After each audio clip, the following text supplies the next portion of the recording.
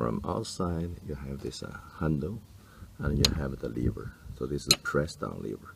If you want to open the door, you have to press to lift the latch inside, to lift the latch, and then you can open the gate. If you come into the inside, so you can see there's a latch here, and it's a latch to this hook. There's a small hook.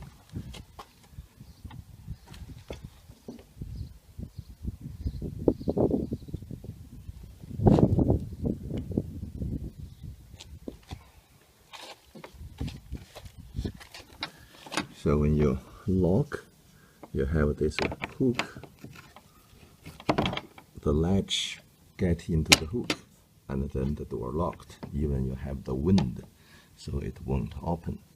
And this one, you can, if you want to open the door inside, you just lift this to lift the latch, and then open the door. When you close, just close it and release the lever, and this will get down. So from outside, you're also operating this lever to raise the latch up in order to open the door.